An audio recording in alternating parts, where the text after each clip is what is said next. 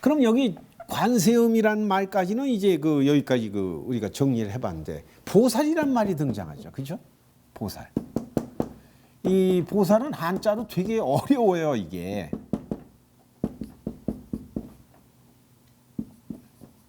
아, 이걸 뺐네 벌써. 그러니까 보살이라는 말은요, 보살은 이 한자로 이제 마시고 이것을 음사한 말이죠. 보디사투바다. 보디사투바. 뭐 이미 그 뭐 경력들 되신 분들은 법부님들 뭐 거의들 이거 아시는 용어지만 새삼스레 한번 보자. 보디사투바라는 용어를 음으로 얘기했다. 음으로 얘기했다. 그러니까 보디라는 그러려면 이거 뜻을 알아야 됩니다. 이건 그래서 제가 일부러 썼는데 보디라는 것은 깨달음이죠. 사트는 존재예요. 그때 아까 얘기했던 대로 그 존재는 뭐예요? 자제한 존재여야 돼요. 그렇죠? 스스로 있는 존재예요. 스스로 존재가 얼마나 위대한지를 자각하고 있는 이런 뜻이 돼요. 그냥 존재하는 게 아니에요. 그러려면 그때마다 머물러야 돼요. 그때마다 새로움으로 깨어나야 돼요. 깨어나야죠. 이 깨달음이에요. 그래서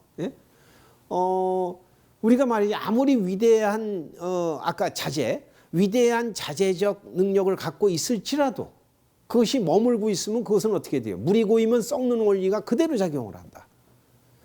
생명은 그때마다 새로움이거든요. 그래서 깨달음이에요. 그대로 깨달음. 나라는 자가 스스로 있는데 스스로 있음이 굳어져 버렸어요.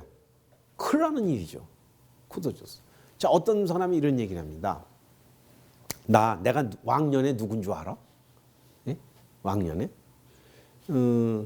여러분들 딱 있을 때 우리 능진법우가 왕년에 얼마나 알려진 사람인 줄 아세요? 모르죠. 근데 예를 들어서 내가 학교 다닐 때 전교 1등 한 사람이야. 어느 동네 가면 나 모르는 사람 아무도 없어. 나 대단한 사람. 우리 집안에서 난 누구야. 라고 그것을 가지고서 얘기하는 순간 이 사람은 그래. 그것도 맞아요. 그 거짓말은 아니에요. 맞는데 그것이 머무는 한에 있어서 내 삶은 어떨까요? 유동성을 상실해요. 그랬었어라는 얘기를 할 새가 없다. 다시 얘기하면 그랬었어라고 하는 이 테두리가 벗겨져야죠. 벗겨져야 돼요. 이거를 우리는 뭐라 그러냐면 깨침이라 그래요. 깨침이란 말은 피동태죠. 그죠? 수동형이죠. 깨쳐지는 것. 그게 관이에요. 깨쳐지는 것. 깨쳐지는 것이 내가 깨달아가 아니에요. 이게 지금 특히 한국 사회에서 제가 뭐 외국하고 비교할 것도 없이 한국 사회에서 깨달음의 컴플렉스에 너무나 많이 있는 것이고 불교를 얘기하면서 많은 사람이 나 깨달아야 되겠다는 사람들로 해서 사실은 불교와 전혀 반대의 길을 가는 모습을 보게 됩니다. 내가 깨달아야 되겠다가 아니라 이 틀에 있는 내가 깨쳐져야 돼요. 예? 깨져야 돼. 어떤 그 건방지고 예를 들면 그 안에서 이만하면 됐어라고 하는 그 어떤 사업가가 있다고 합시다. 그렇다면 이 사업가가 더 발전하기 위해서는 자기의 갖고 있는 목표량이라든가 자기의 갖고 있는 사업 규모 그 안에 기술력이 계속 그걸 갖다가 고집해야 되겠어요? 아니면 새로운 신기술이라든가 연구 개발을 해야 되겠어요? 누구나 다 아는 얘기는 후자죠. 그 많은 기업체 보면은 수많은 그 연구 개발비를 엄청 들이잖아요. 그리고 연구원도 막 들이고 그 비싼 돈 들여서 왜 그래요? 가만히 있는 거 뜯어 먹으면 될 걸. 그때마다 깨져야 되니까. 예? 깨져야지 신기술이 나오고 그 삶이 또 그 안에 구성원들이 더 나가서 회사가 그때마다 성장을 할 테니까. 그죠? 새로움이에요. 깨쳐져야 돼. 깨침이에요. 깨침. 그러면 이때 나의 입장에서는 깨쳐지니까 그때마다 나는 자제하게 되는 거죠. 계속 자제하게 되는 거죠. 그죠? 자세한 무한능력자가 돼요. 전방위적인 무한능력자로 살아가죠. 그러면 깨쳐지기 전에 나의 자리에서는 이건 뭐예요? 깨침이라는 것은 하나의 자리로 본다면은 이것은 깨달음이 되죠. 그죠? 깨서 다다랐다예요. 깨서. 제가 왜 이런 표현을 굳이 오늘 많이 얘기하냐면 시중에 일반화된 너무나 많이 왜곡되어 있는 불교에 대한 관이 깨달음 얻겠다고 하는 사람이 많은 거예요. 내가 못 깨달아서. 능도 보면 많이 봤죠. 그런 사람. 나는 깨달아야 돼. 이런 사람 많죠. 여러분 생각해 보세요. 자기 껍질 뒤집어 쓴 사람이 뭘 깨달아요? 동호반복이겠죠. 그렇죠? 깨져지는 것이 알고 보니까 깨달음이에요. 깨달음과 깨침은 사실 둘이 아니죠. 그죠? 그러니까 나라는 자가 깨져야지 깨달아죠. 야, 이거 기막힌 구도예요. 그게 멋있잖아요. 여러분들, 이게 다른 말이 아니라는 얘기예요. 다른 말이. 우리들이 이런 면에 봐서 관세음보살 할 때 이 보살이라는 말이 갖고 있는 뜻은 관세음보살 용어를 쓰기도 하고 뭐 보현보살, 문수보살, 수많은 보살 얘기들이 많이 나오는 이유가 뭘까? 깨침에 의해서 그 능력이 나오기 때문이다. 깨침에 의해서. 그러니까 그렇다면은 보살은 대상화된 존재를 뜻해요? 아니면 본래 항상 시작되는 자리를 뜻해요? 시작점이에요. 장소와 또 시간과 인간관계에 있어서 항상 시작점에서 보살이에요. 그래서 보살로 사는 거예요. 보살로 사는 것이 보살이 되려고 하는 게 아니라는 거예요. 또 보살을 쳐다볼 때가 아니라는 거예요. 생명을 완전히 실현한 상태를 보살이라고 그런다. 얼마나 멋있어요. 그렇다면은 이제 이 보살 전체를 한번 여기서 요약할 필요가 있죠. 보살로 산다는 것은 일시적인 현상이냐 또는 특정한 사람에게 있는 것이냐 아니면은 계속 진행되는 생명의 자리냐 이거예요. 뭐죠? 답은 나와 있어요. 진행형이에요. 계속 진행형이지 나 보살로 살았어. 보살로 살 거야. 보살이 돼야지라는 말은 전혀 생명의 법칙에는 해당하지 않는다. 그래서 학문의 세계나 또는 자기 자신을 물질화했을 때나 가능한 거예요. 그러니까 우리는 이 관세음으로 산다라는 말을 지금 이제 쭉 요약하느냐고 여기까지 왔어요. 그렇기 때문에 관세음 보살 세상의 소리는 나한테 있어서는 괴로움의 소리가 된다. 세상에.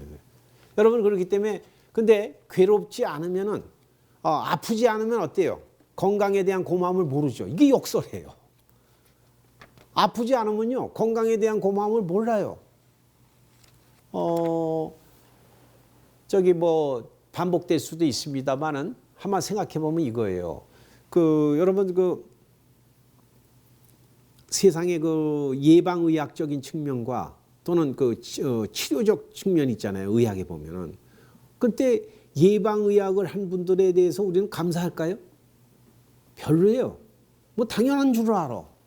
미리 고쳐줬는데 미리 우리가 오염될 수 있는 소지가 사라졌는데도 불구하고 지금 내가 한참 아프고 나니까 뭐 이를 빼줬다 여기 수술을 했다 꿰매줬다 하면 그때 고마워요. 사실은 그거가 발생하기 전에 이미 본래 건강한 상태로 회복시켜주는 게 원칙 아니에요. 이런 거예요. 나라는 자에게 있어서는 괴롭지 않으면 역설적이게도 괴롭지 않으면 자기의 본래 능력이 어떤지를 돌아볼 기회를 상실하고 산다. 이거에 무뎌진 거예요. 그래서 부처님께서도 비유하실 때 이런 얘기를 해요. 말의 비유인데 누가 말을 타고 가는데요. 가는데 이것이 멋진 말인지 못난 말인지 구별하는 법이 있어요. 못난 말들은요. 말에 타갖고 채찍을 때려야 되니까. 탁 타면은 가야 되는데 채찍을 때려. 채찍을 때리면은 그때 가서 가요. 그때 가서 가. 근데 조금 난 녀석이 있어요. 그 녀석은요, 채찍 그림자만 보면 뛰어. 채찍을 들고 때리기 전에 어이구 알아서 좀 있으면 맞을 거 아니에요. 거기서 뛰어. 근데 진짜 뛰어난 명만은 어떨까요? 채찍 쳐다만 보면 벌써 뛰어. 예? 이게 말에 대한 비유가 되겠는데, 우리들 스스로가, 그러니까 이렇게 되는 거죠. 괴로움의 인식의 문제입니다. 억지로 괴로우라는 게 아니에요. 억지로. 이런 세상적 판단을 앞세우는 한 우리는 괴로울 수밖에 없다라는 거죠. 그 전면 수용하라. 괜히 괴로운 척하라는 것도 아니에요. 이러고 있었구나. 그때 나는 어떻게 살면 돼요? 깨쳐지면 되잖아요. 나는 깨쳐지면 되는 거예요. 그런 괴로움 속에서 이거 어떻게 하지가 아니라 괴로움 속에서 내가 생명이 아까 얘기한 자제의 세계를 복귀할 기회가 왔구나라고 자기에게 기회를 줘라. 괴롭다는 것은 오히려 새 생명 탄생의 전야제. 네? 그와 같다. 괴로움이라는 것은 나쁘고 좋은 게 아니에요. 생명이 탄생하기 위한 마치 산고와 같은 것다. 산고와. 이런 자리에서 보면 이 보살이라는 뜻은 참 숭고한 얘기예요. 보살을 찾아볼 때가 아니라 고살로 살아간다. 결국은 아까 그랬어요. 이것은 진행형이라고. 삶은 항상 진행형으로 살아가는 거거든요. 진행형으로 산다. 그렇기 때문에 아까 진행형으로 사는 그 시점을 뭐라고 표현하죠? 언제예요, 그거는? 그게 경전 처음 대목을 딱 보세요. 여러분들 갖고 계신 법요지 163쪽이에요. 163쪽 첫 줄에 뭐라고 나와요? 그때 이렇게 나오죠. 그때예요. 요거 놓치지 마세요. 법부님들 하시다 보면 경전에 많은 말씀이 나오게 되고 또 제가 예를 들게 되고 또 광경이 나올 거예요. 아마 이번엔 유튜브도 좀 볼 것이고 뭐 여러 가지 볼 건데 혹시 그런 거에 홀려가지 마세요. 그때마다 내 삶은 뭐예요? 그때 그 자리. 그 자리 빼놓고는 내 생명은 없어요. 그때 빼놓고는. 따라서 그때마다 나는 어떻게 되는 겁니까? 그 전에 또는 그 후에 있던 내가 감히 짐작할 수 없는 태어나는 생명이 되는 거예요. 관세음보살은 특별한 분을 얘기하는 게 아니다. 대상화된 실체가 아니라는 뜻입니다. 일종의 문법으로 따져서 여기 그렇죠. 깨달아진 나, 깨쳐진 나. 1인칭이에요. 1인칭. 이 관세음보살 깨가 아니라 관세음보살로 살아나간다는 것은 관세음보살이라고 하는 1인칭의 출발점이죠. 1인칭임을 믿지 마세요.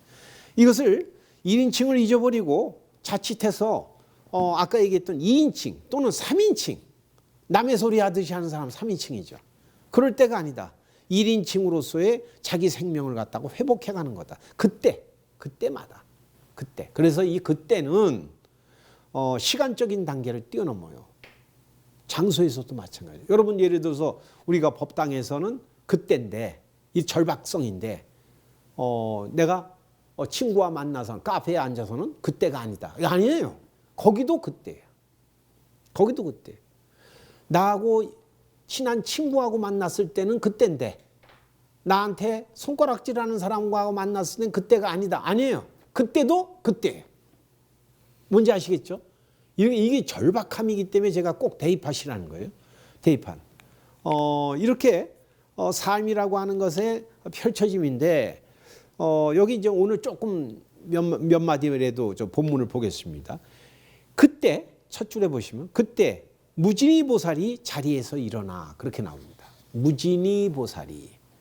이 무진이 보살이 자리에서 일어난다. 이게요. 어떻게 보면 관세음보살 보문품 전체에 아까 얘기했던 전방위적 능력이 이제 드디어 시동이 걸린 게 이거예요. 자동차가 가려면 시동부터 걸어야 되잖아요. 이거 없이 그 다음에 얘기, 걸쭉한 얘기, 아주 무슨 뭐 능력의 세계를 따로 얘기할 필요가 없다. 이게 없다면은 그때 무진이 보살이 자리에서 일어나지 않는다면 모든 것은 발생하지 않아요. 아무 일도 안 일어납니다. 그래서 여기 부분이 제가 봐서는 첫 대목이라서가 아니라 경전에서 가장 중요한 시작이요. 또 어떤 면에서는 과정 중에 깨침의 과정에 항상 일어나는 사건이라는 거예요.